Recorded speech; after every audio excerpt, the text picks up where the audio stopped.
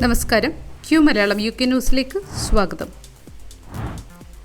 സണ്ടർലാൻഡിൽ കലാപശ്രമത്തിന് 8 പേർ അറസ്റ്റിൽ.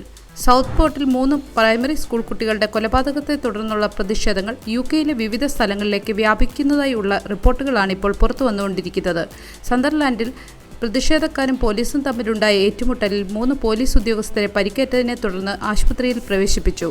നൂറുകണക്കിന് പ്രതിഷേധക്കാർ അടങ്ങിയ ജനക്കൂട്ടത്തെ നിയന്ത്രിക്കുന്നതിന് പോലീസ് ശ്രമിക്കുന്നതിനിടയിൽ അക്രമികൾ ഒരു കെട്ടിടത്തിന് തീയിടുകയും വാഹനം കത്തിക്കുകയും ചെയ്തു.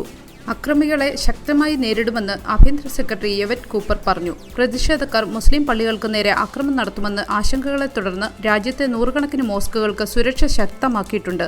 സംഭവത്തിൽ 8 പേരെ പോലീസ് അറസ്റ്റ് ചെയ്യുകയും ചെയ്തു. ഇത്തരം കലാപങ്ങളെ നേരിടാൻ രാജ്യത്ത് പ്രത്യേക പോലീസ് യൂണിറ്റ് രൂപീകരിക്കുമെന്ന് പ്രധാനമന്ത്രി പ്രഖ്യാപിച്ചു. 2024 ഡിസംബർ മുതൽ പ്രതീക്ഷിക്കുന്ന പുതിയ UK BRP ILRPR പൗരത്വ നിയമങ്ങൾ. ഫിസിക്കൽ BRP കാർഡ് ഘട്ടം ഘട്ടമായി നിർത്തലാക്കി പകരം ഡിജിറ്റൽ സംവിധാനം കൊണ്ടുവരും. യോഗ്യതയുള്ള അപേക്ഷകർക്ക് അവരുടെ ഇമിഗ്രേഷൻ സ്റ്റാറ്റസ് തെളിയിക്കാൻ ഉപയോഗിക്കുന്ന ഒരു യുണീക്ക് ഡിജിറ്റൽ കോഡ് നൽകും. ഒരു മൊബൈൽ ആപ്പ് വഴിയോ ഓൺലൈൻ പോർട്ടൽ വഴിയോ ഈ കോഡ് ആക്സസ് ചെയ്യാൻ കഴിയും. ILRനുള്ള നിലവിലെ 5 വർഷത്തെ തുടർച്ചയായ താമസ നിയമം 6 വർഷമായി നീട്ടും. ഇംഗ്ലീഷ് ഭാഷാ പ്രാവീണ്യം പരീക്ഷ കൂടുതൽ കർക്കശമാക്കും. PRനുള്ള യോഗ്യതാ കാലയളവ് 5 വർഷത്തിൽ നിന്ന് 6 വർഷമായി വർദ്ധിക്കും.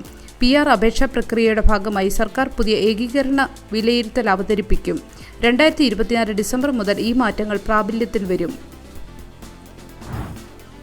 ബ്രിട്ടനിൽ ചൂട് കുറയുകയും ഉഷ്ണതരംഗം വാരാന്ത്യത്തോടെ അവസാനിക്കുകയും ചെയ്യുമെന്നറിയിച്ച് കാലാവസ്ഥാ നിരീക്ഷണ കേന്ദ്രം. ബ്രിട്ടനിൽ ഈ കഴിഞ്ഞ ആഴ്ച കനത്ത താപനിലയാണ് ഭൂരിഭാഗം പ്രദേശങ്ങളിലും രേഖപ്പെടുത്തിയിരിക്കുന്നത്.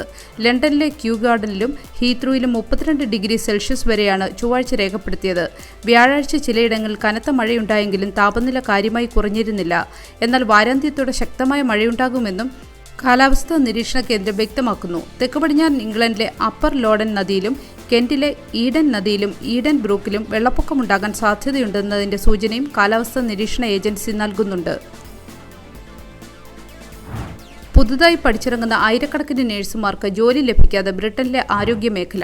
സർക്കാർ ധനസഹായം വെട്ടിക്കുറച്ചതോടെ പലയിടങ്ങളിലും 25% വേക്കൻസികൾ വേണ്ടെന്ന് വയ്ക്കാൻ അധികൃതർ നിർബന്ധിതരായി എന്ന് ഇൻഡിപെൻഡൻസ് റിപ്പോർട്ട് ചെയ്യുന്നു. ഇതുമൂലം പുതുതായി പഠിച്ചിറങ്ങുന്ന നഴ്സുമാർക്ക് ജോലി ലഭിക്കാതെ വരുന്ന സാഹചര്യമുണ്ടെന്നും റിപ്പോർട്ടുകൾ സൂചിപ്പിക്കുന്നു. ഈ മേഖലയിലെ സാമ്പത്തിക ഞെരുക്കം പല തൊഴിലുടമകളെയും മുൻനിര ജീവനക്കാരുടെ ഉൾപ്പെടെ പല തസ്തികകളും വെട്ടിച്ചുരുക്കാൻ പ്രേരിപ്പിക്കുന്നതായി NHS അധികൃതർ പറയുന്നു. Royal College of Nursing deputy chief nurse doctor Nicola Ashby ബിരുദധാരികൾക്ക് ജോലികൾ ഉറപ്പാക്കാൻ അടിയന്തര നടപടി സ്വീകരിക്കണമെന്ന് NHS ഇംഗ്ലണ്ടിനോടും ഹെൽത്ത് കെയർ തൊഴിലുടമകളോടും ആവശ്യപ്പെട്ടു. കഴിഞ്ഞ വർഷം 31,300 നഴ്സിംഗ് ഒഴിവുകളായിരുന്നുവെന്ന് NHS പരസ്യം ചെയ്തതെന്ന് റിപ്പോർട്ടിൽ പറയുന്നു. ഡേറ്റ കമ്പനിയായ സ്റ്റാറ്റിസ്റ്റയുടെ കണക്കുകൾ പ്രകാരം 2022 29,080 പേരാണ് UKയിൽ നഴ്സിംഗ് യോഗ്യത നേടിയിട്ടുള്ളത്. ലൈവ് ഫേഷ്യൽ റെക്കഗ്നിഷൻ പ്ലാൻ സ്വകാര്യത നഷ്ടപ്പെടാൻ സാധ്യതയുണ്ടെന്ന ആശങ്ക. ലൈവ് ഫേഷ്യൽ റെക്കഗ്നിഷൻ സാങ്കേതിക വിദ്യയുടെ ഉപയോഗം വിപുലീകരിക്കാനുള്ള സർക്കാർ നിർദ്ദേശം UKയിൽ ഒരു യഥാർത്ഥ ദേശീയ ID സംവിധാനത്തിന് വഴിയൊരുക്കുമെന്ന് വിമർശകർ വാദിക്കുന്നു. ഈ സാങ്കേതിക വിദ്യ വ്യക്തികളുടെ സ്വകാര്യതയും വ്യക്തിഗത ഡേറ്റ ദുരുപയോഗം എന്നിവയ്ക്ക് കാരണമാകുമെന്നും പ്രചാരകർ ആശങ്കപ്പെടുന്നു. എന്നാൽ ഇത്തരം സാങ്കേതിക വിദ്യയിലൂടെ നിയമപാലകരെ പ്രാപ്തരാക്കുന്നതിനും പൊതുജനങ്ങളുടെ സുരക്ഷയും കുറ്റകൃത്യങ്ങൾ തടയുന്നതിനുള്ള സഹായവും വർദ്ധിക്കുമെന്നും പദ്ധതിയുടെ വക്താക്കൾ അഭിപ്രായപ്പെടുന്നു. ദിവ്യ കുടുംബം സംഗീത ആൽബം മാർ ജോസഫ് സ്രാമ്പിക്കൽ പ്രകാശനം ചെയ്തു. വെർച്വൽ പ്ലാറ്റ്ഫോമിലൂടെ നടന്ന പ്രകാശന ചടങ്ങിൽ ഗ്രേറ്റ് ബ്രിട്ടൻ സീറോ മലബാർ രൂപത അധ്യക്ഷൻ മാർ ജോസഫ് സ്രാമ്പിക്കൽ ആൽബത്തിന്റെ പ്രകാശനം നിർവഹിച്ചു.